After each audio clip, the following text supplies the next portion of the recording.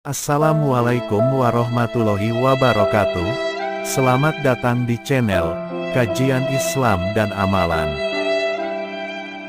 Hari Sabat, atau hari Sabtu saat ini, adalah hari besar di mana para pengikuti ajaran Nabi Musa alaihissalam, pada masa Rasulullah dikenal sebagai kaum Yahudi, dilarang melakukan aktivitas apapun kecuali untuk beribadah, berzikir atau mempelajari kitab Taurat. Suatu ketika, seorang lelaki Yahudi yang tinggal di Syam mengisi hari Sabatnya untuk mempelajari kitab Taurat.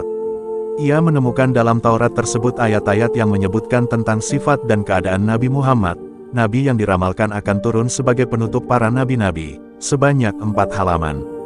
Ia segera memotong 4 halaman Taurat tersebut dan membakarnya.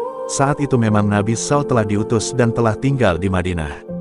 Sementara itu, beberapa orang pemuka dan pendeta Yahudi melakukan indoktrinasi kepada jamaahnya bahwa Nabi Muhammad adalah seorang pendusta.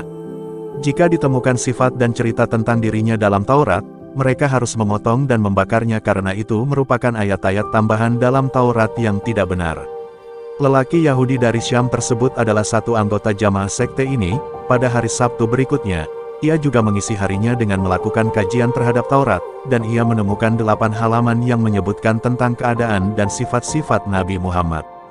Seperti kejadian sebelumnya, ia memotong 8 halaman tersebut dan membakarnya. Pada hari Sabtu berikutnya lagi, ia masih melakukan kajian terhadap Taurat, dan kali ini ia menemukan hal yang sama, bahkan ditambah dengan cerita tentang beberapa orang sahabat di sekitar beliau, dan ia menemukannya dalam 12 halaman.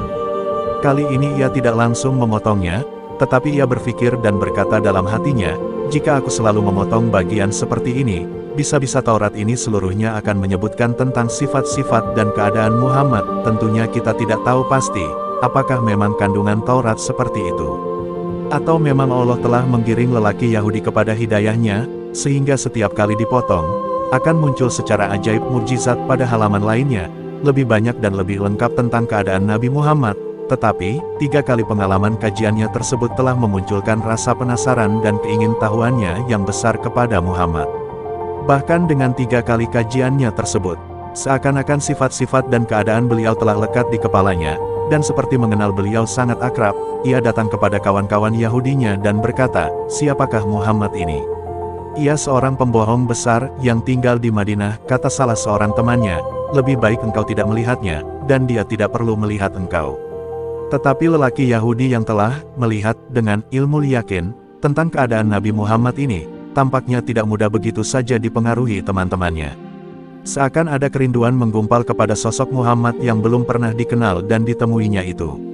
Kerinduan yang memunculkan kegelisahan, yang tidak akan bisa hilang kecuali bertemu langsung dengan sosok imajinasi dalam pikirannya tersebut. Ia berkata dengan tegas, "Demi kebenaran Taurat Musa, janganlah kalian menghalangi aku untuk mengunjungi Muhammad." Dengan tekad yang begitu kuatnya, teman-temannya itu tak mampu lagi menghalangi langkahnya untuk bertemu dengan Muhammad di Madinah. Lelaki Yahudi ini mempersiapkan kendaraan dan perbekalannya dan langsung memacunya mengarungi padang pasir tanpa menunda-nundanya lagi. Beberapa hari berjalan, siang dan malam terus saja berjalan, hingga akhirnya ia memasuki kota Madinah.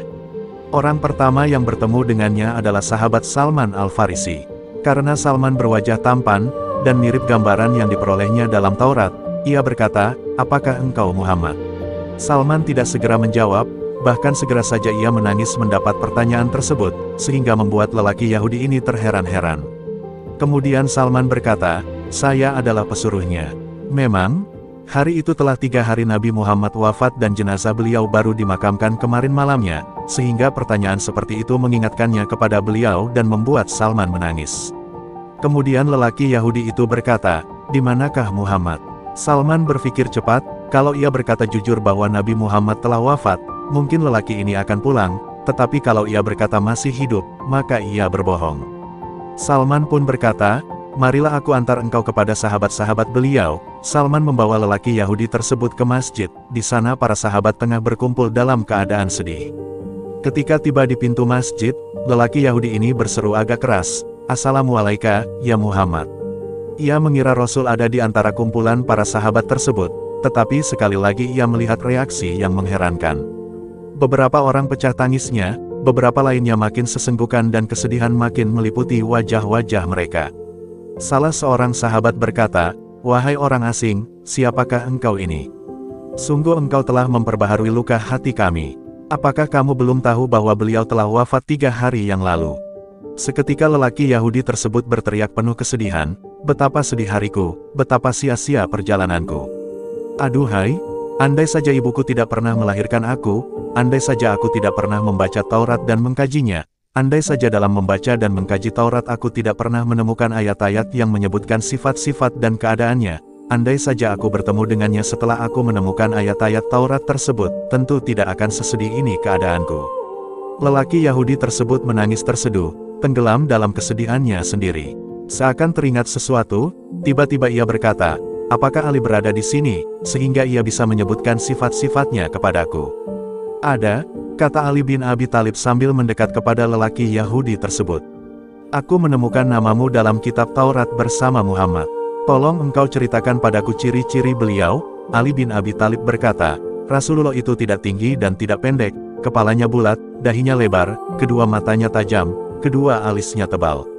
Bila beliau tertawa, keluar cahaya dari sela-sela giginya, dadanya berbulu, telapak tangannya berisi, telapak kakinya cekung, lebar langkahnya, dan di antara dua belikat beliau ada tanda khatamun nubuwah." "Engkau benar, wahai Ali," kata lelaki Yahudi tersebut, "seperti itulah ciri-ciri Nabi Muhammad yang disebutkan dalam kitab Taurat. Apakah masih ada sisa baju beliau sehingga aku bisa menciumnya?" "Masih," kata Ali.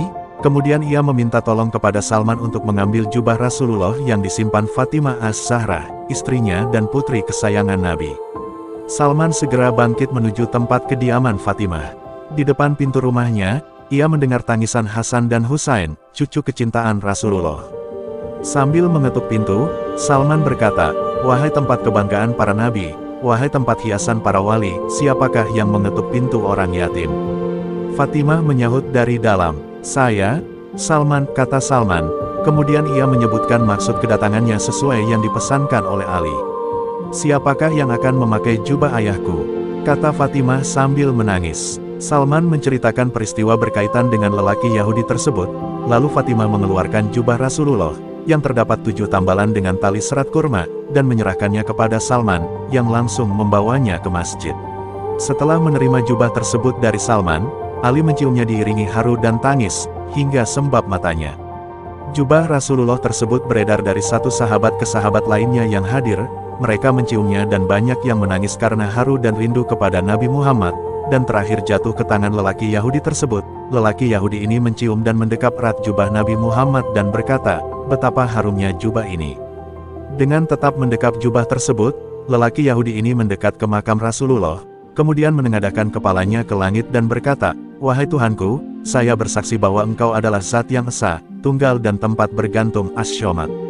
Dan saya bersaksi bahwa orang yang berada di kubur ini adalah Rasul-Mu dan Kekasih-Mu. Saya membenarkan segala apa yang Ia ajarkan. Wahai Allah, jika Engkau menerima keislamanku, maka cabutlah nyawaku sekarang juga." Tak lama kemudian lelaki Yahudi tersebut terkulai jatuh dan meninggal dunia. Ali dan para sahabat lainnya ikut terharu dan sedih melihat keadaan si Yahudi tersebut. Mereka segera memandikan dan mengurus jenazah lelaki Yahudi, yang telah menjadi muslim tersebut, dan memakamkannya di Baqi. Lelaki Yahudi ini bukanlah termasuk sahabat Rasul, bahkan dalam keislamannya tersebut belum satupun salat atau kefarduan lain yang dilakukannya, tetapi kecintaan dan kerinduannya kepada Nabi Muhammad membuatnya pantas kalau ia dimakamkan di Baqi, disandingkan dengan para sahabat beliau lainnya.